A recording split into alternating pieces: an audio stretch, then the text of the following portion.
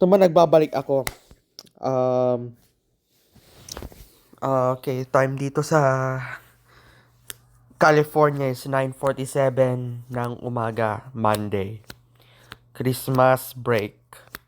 Ilang days na lang, Pasko na. Oo. Ito pag-uusapan natin yung nawawalang groom. Kasi matagal na news na to. I think 2 days ago pa to eh.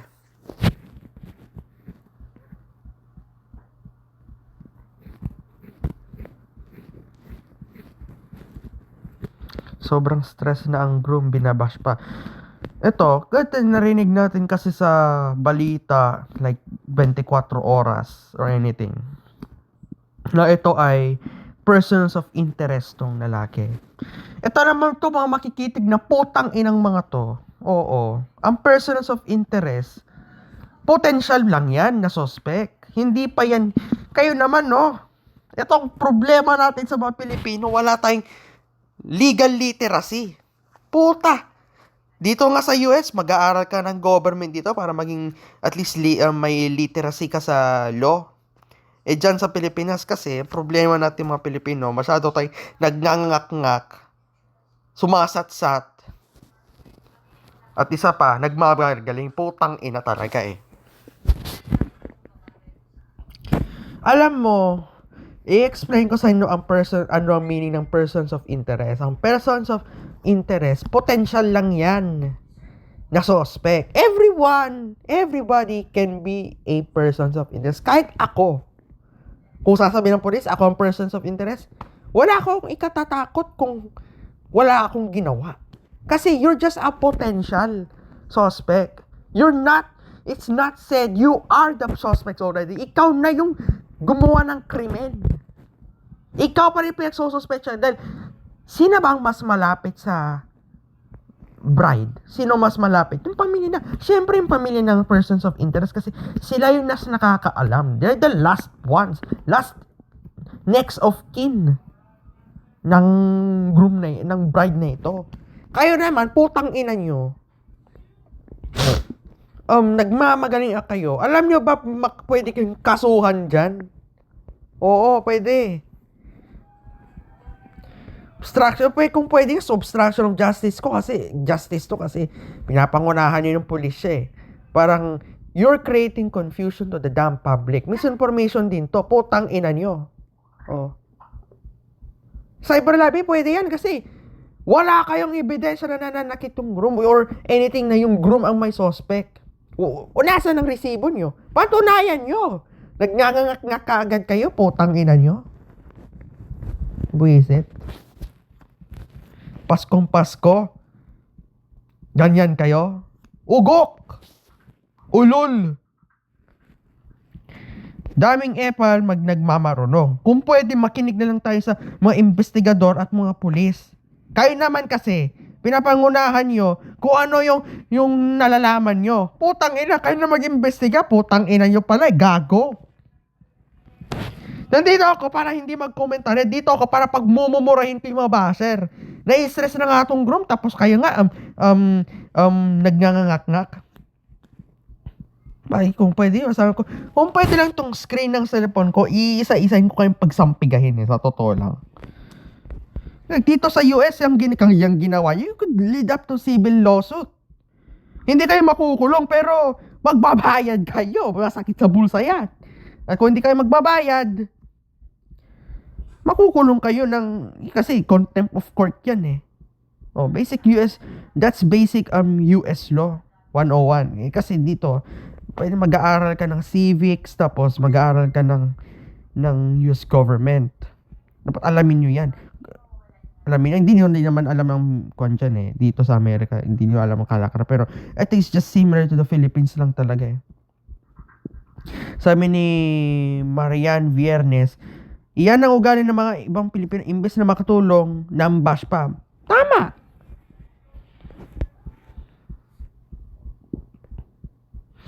Parang sinisi yung groom. Kasi, come on, parang sa unang tingin ko pala itong groom na to, mabait naman to. Wala naman tong, it's very cooperative. Come on guys, give this man a damn break. He is being a fucking cooperative man and then yet you are just bashing him. You're not fucking helping. You're making this fucking situation fucking worse. Don't be a son of a bitch. Alam mo yung utak nyo nasa puwet.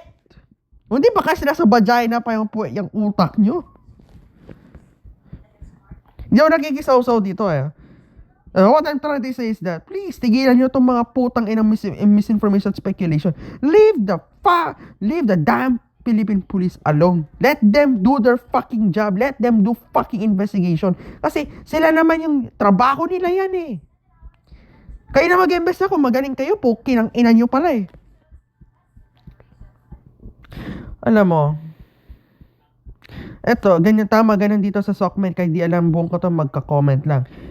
This is the problem of our social media platforms. You are not fucking you're not doing your fucking responsibility as a platformers or who's running the damn platform.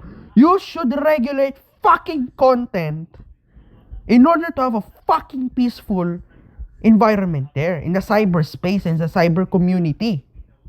Oh. You're not doing your fucking job. Nakikinig ka kayo sa mga ngak-ngak ng tayo na free speech. Man, free speech is only applied to the government. Kaya nagpatupad ng gobyerno ng freedom of speech. Para sa kanila yun. You criticize Marcos, that's free speech. For you. Criticize yung mga nasangkot sa flood control, free speech. Pero, kung private parties at individual ang ninangangak-ngakan kayo ng free speech, it's alright to suppress your speech. Kasi kung nagiging threat na yun sa public order or public information, we have to stop it. We have to fucking stop it, man. Come on. Alamin nyo ang boundaries ng freedom of speech, everybody. Free speech is not absolute. Meron tayong libel, slander, sedition, and rebellion. Meron tayong 4 nun. Para maintindihan ng mga konting kaboboang utak nyo, etong sinasabi ko, libel is written. It is written like newspaper articles or magazines or any written literature, that's libel. It is only applied by journalists. Karami mga journalists nakakaso ng libel, yes. Slander. This is oral defamation. Slander din yan. A different form of defamation.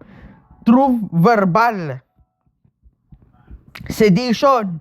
Naghihikayat ka ng rebellion at kaguluhan sa bayan. Like, yung pagbantaan mo na yung nag-viral gano'n na headshot kay BBM. Sedition yun kasi the safety of the president is actually a national security concern. Rebellion. If you want to plan a coup d'etat, then good luck. Treason, tapos siding to rebellion yan. Pero, I'm just explaining the 4 unprotected speech. That's basic law lang yan. Basic lang yan. Kahit hindi ka mag-aral maging abogado, kung grade 1 lang natapos mo, it's fucking basic.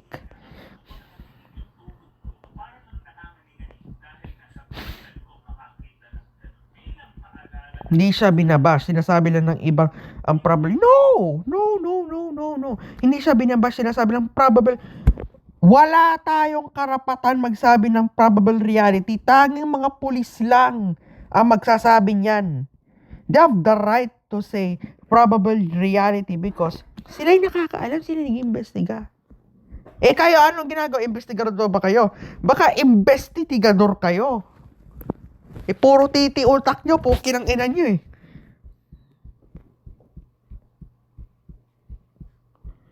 Kupan.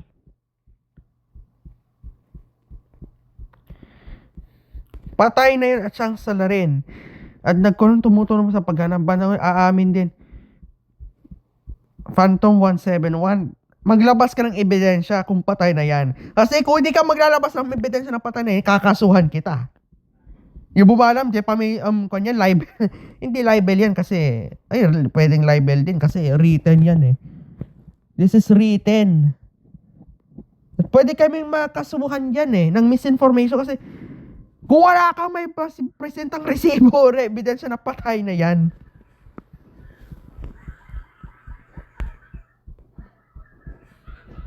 O yan, wala nang nasabi si Phantom 171. Patay na yon at siya yung salarin.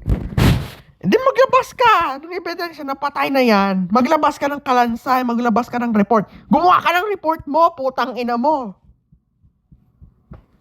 Puwisit.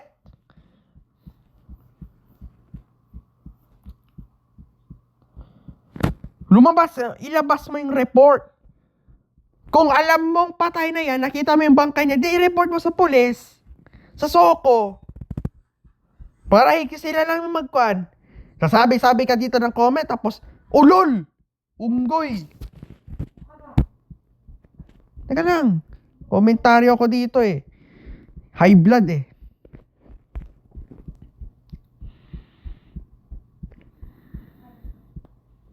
Paano mo na lamang buhay? Buhay pa yan! Men, hindi mo ba alam ang presumed death? Hanggat hindi ni-declare ng law enforcement or any experts na patay na yan, buhay pa. Sa mata ng batas, buhay pa yan. Pero kung i-declare na yan na presumed dead na yan, then it's dead. Come on. What the fuck? What the fuck is going on? Alam niyo ba yung pinagsasasabi niyo? Ayoko tong mga taong bobo nyo eh. So, sobrang bobo nyo. Dapat magkaroon na rin ng kaso ang mga basher. Tama! May kaso na yan. So, actually eh, kung pwede, obstruction of justice yan kasi you're obstructing the job of a policeman. Trabaho nila yan. Sinumpa ang tungkulin na yan mag-imbestiga. At ito naman itong mga basher na itong mga itong mga chismosa. Putang ina nyo, nakakatulong ba kayo? Isipin nyo nga kung nakakatulong kayo. Gago! Hindi ka nakakatulong sa kaso. Oh, irarason nyo free speech. Kung pumunta, i-rewind nyo yung video ko dito. I-memorize nyo kung ano yung for unprotected speech. Putang ina nyo. Ako, nagmumura ako dito. Gagagalit ako sa inyo na, men, wala pang official report ang PNP, tapos kayo, naglalabas na ng speculation nyo. Men, inuulit ko kung ginawa nyo na dito sa US yan, that's considered felony. Civil lawsuit ang aabutin nyo yan. Pag civil lawsuit ang aabutin nyo, ubos ang kwarta nyo sa abogado at sa danyos. At kung hindi kayo magbabayad, makukulong kayo. Siyempre, contempt of court yan. Oh, basic law tayo dito. Nag-aral din ako ng US government dito. Imposible hindi ko alam yan. Kaya mabuti pang Amerika, may US government sila. Kasi para alam namin mga karapatan namin bilang tao. Medyo similar naman ang justice system sa Pilipinas at Amerika. Very similar lang, hindi ko sinasabi exactly the same eh. Pag opinion, hindi. Slander equals opinion. You're sharing your own false opinion that could affect yung public information. You're just using opinion. You're just masquerading it as opinion para lang masabing may opinion kayo. Hindi kayo nagbibigay ng opinion. Nagbibigay na kayo ng presumption. Yun ang tono ng sinasabi nyo. Men, hindi ito free speech. Don't abuse our free speech. Baka mamen, bawiin yan sa inyo. Bawian tayo ng free speech sa mga pinagkalokohan nyo. Men, ang free speech applied only to the government yan na pwede natin pwede tayong magmura ng public official, pwede natin barahin, pwede natin silang pagbabasin yung mga nepo babies. That would apply as free speech. The government cannot suppress you for that. Kasi kung tama naman na ang kurakot ng gobyerno natin, ito yung flood control project, that's acceptable. Pero individual to,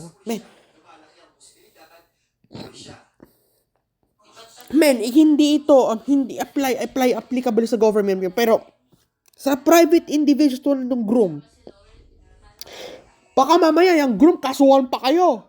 Oh. Men, ayaw nating may makulong dito. Ayaw natin, hindi natin hinahangat. Pero please, stop naman sa pag-i-spread ng misinformation. Hindi kayo nakakatulong sa putang inang investigasyong ito. Kayo yung bumabagal. Kaya nga nagre-reklamo kayo ang babagal ng investigasyon kasi kayo yung bumabagal nun.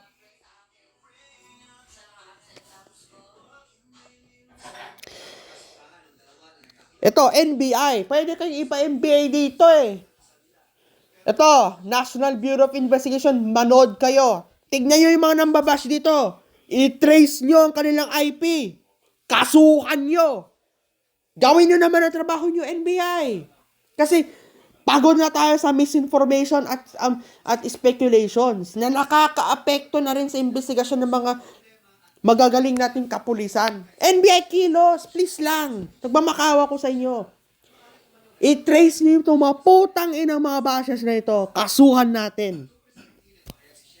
As a citizen, we should have some actions against misinformation.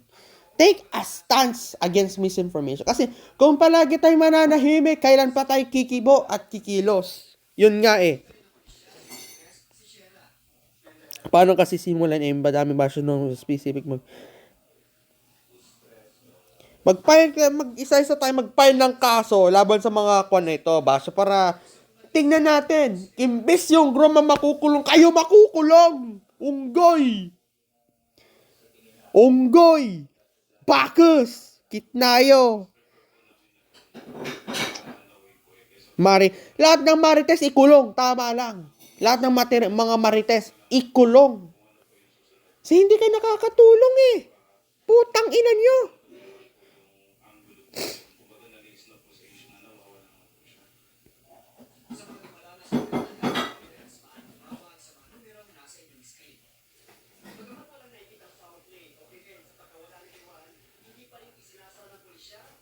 Si Tulfo, hindi yan nagchichismis. He's trying to help. He has just doing call to action to the people, sa mga tao. Call to action ang ginagawa. Pero kayo, hindi naman gumagawa ng speculation si Tulfo napatay na to. Narinig na ba na sinabi ni Raffy Tulfo na patay na yung bride? Hindi! We never fucking heard it.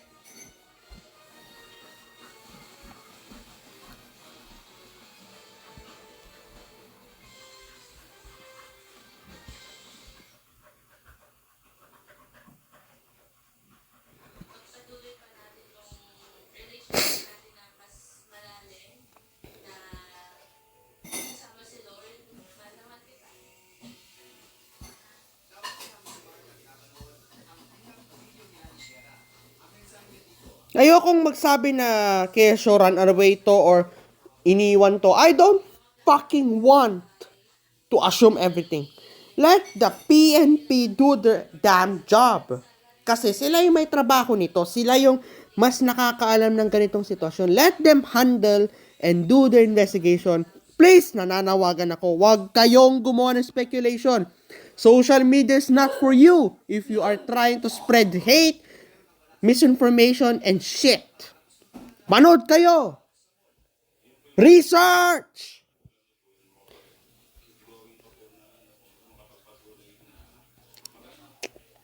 Putang ina.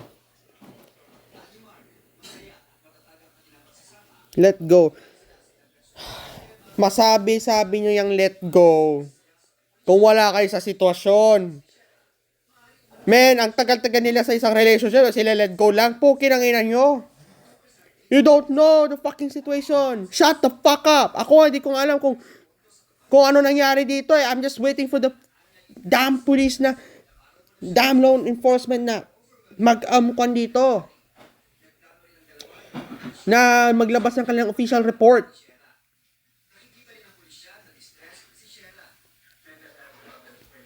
Kaya please, NBI, huliin nyo itong mga marites. Come on. Ano pang silbi ng slander defamation, and cyber libel kung hindi naman natin i-take action. Man, NBI, kilos din naman pag may time. O, tignan nyo nga, na-action na nga si FLM eh. Kasi pinaggagaguhan niya. Come on, NBI, do your job.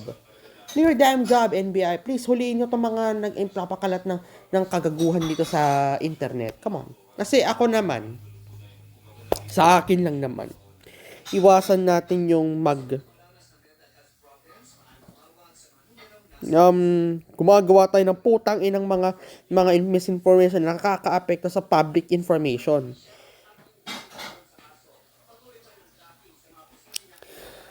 Kaya ito please, nanawagan ako sa mga basher, mag-ipon na kayo ng pampiyansa nyo, mamaalam na kayo sa mga pamilya niyo dahil makukulong kayo. Oo. Sana kung may pera lang ako, ipapakulong ko kayo. Dapat sa inyo makulong. Dahil wala kayong kwenta sa lipunan, puro ngak-ngak kayo. Puro mga misinformation kayo. Oo. Tik-okit nayo. Huwag kayong magkakalat ng kabobohan dito. Parang awan nyo na. Leave the groom alone. Leave him alone. That's a fucking simple thing to do. Hindi nyo magawa. Pwede ko lang busalin yung bunganga nyo. Pwede lang. Sa totoo na. Ito tatapusin ko na. Tatae pa ako. Ay, mamamahinga muna ako. Mamamahinga muna ako kasi pagod na ako, masakit ang ulo ko eh. Sumakit ulo ko dahil sa inyo. Nililigo na ako, patay ka na naman. Okay lang, mamamahinga muna ako. Prepare ko muna yung mga tela. Ito, mamamahinga muna ako. Ako mananahim muna ako. Goodbye. Sa mga bashers dyan, putang ina nyo. Sana makulong kayo. Goodbye.